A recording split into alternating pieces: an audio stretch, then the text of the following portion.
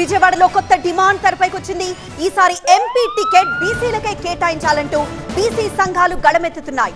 మరి కాసేపట్లోనే బెజవాడలో బీసీ మేధావుల సదస్సు జరగబోతోంది. రాష్ట్ర బీసీ సంఘం అధ్యక్షుడు మానేష్ ఆధ్వర్యంలో ఈ సమావేశం జరుగుతోంది.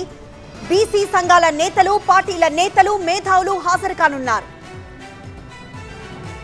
మరింత సమాచారాన్ని మా కరెస్పాండెంట్ శివకుమార్ అందిస్తారు. ఈ విజయవాడ ఎంపీ సీటును బీసీలకు కేటాయించాలనే డిమాండ్తో బీసీ నేతలందరూ కూడా ఈ భేటీలో పాల్గొనబోతున్నారు. అయితే ఎవరెవరు ఈ సమావేశానికి పాల్గొంటున్నారు, దీనికి సంబంధించి ప్రస్తుతం మనతో మాట్లాడడానికి బీసీ నేత మారేష్ ఉన్నారు. సరే, ఈ ప్రధానంగా మీ యొక్క డిమాండ్స్ ఏంటి? ఈరోజు జరిగే కార్యక్రమంలో ఎవరెవరు పాల్గొంటున్నారు? ఈరోజు విజయవాడ పార్లమెంటు పరిధిలోని 7 నియోజకవర్గాల నుండి దాదాపు బీసీ కులాల్లో 139 కులాలుంటే దాదాపు 40 పైగా కులాలు ఈరోజు ప్రధాన కులాలన్నీ కూడా బీసీ మేధావులు, బీసీ మాజీ ప్రజాప్రతినిధులు, అదేవిధంగా బీసీ ఉద్యోగులు, బీసీ మహిళలు, యువత అంతా కూడా ఇక్కడ బీసీ మేధావుల సమావేశంలో భాగంగా పాల్గొనబోతున్నాము.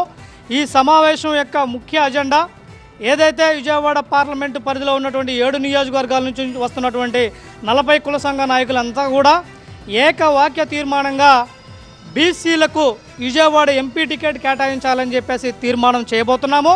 తీర్మానం చేయడమే కాదు, ఈరోజు మొదలైనటువంటి ఈ ఉద్యమం రాబోయే రోజుల్లో 7 నియోజకవర్గాల్లో కూడా బీసీల ఆత్మీయ సమావేశాలు ఏర్పాటు చేయబోతున్నాం. ఎందుకంటే విజయవాడ పార్లమెంటు సీటు బీసీలకు కేటాయించాలనేటటువంటి డిమాండు న్యాయమైనది, ధర్మమైనది.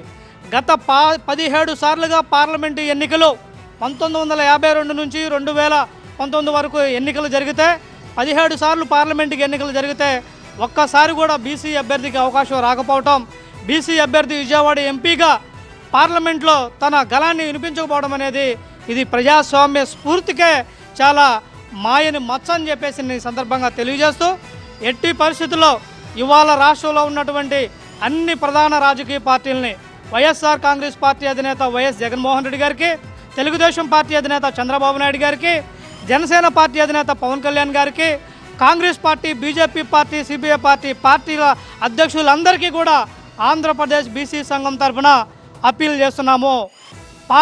విజయవాడ పార్లమెంటు చరిత్రను పరిశీలించండి.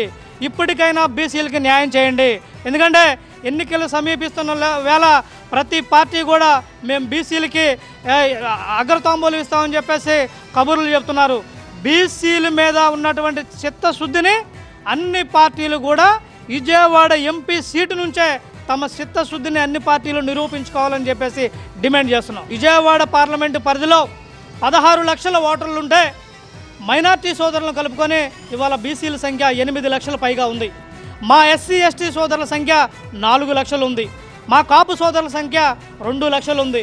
మొత్తం కలిపితే 16 లక్షల ఓటర్లో 14 లక్షలు మా ఎస్సీ ఎస్టీ బీసీ మైనార్టీ వర్గాలే ఉన్నాయి.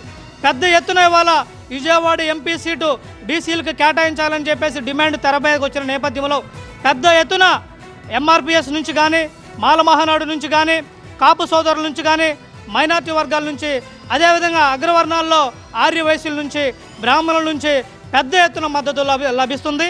ఈ మద్దతును విస్తృత స్థాయిలో రాబోయే రోజుల్లో 7 నియోజకవర్గాల్లో కూడా మిగతా వర్గాలన్నింటిని కూడా కలుపుకొని ఈ డిమాండ్ని బలంగా వినిపిస్తాం.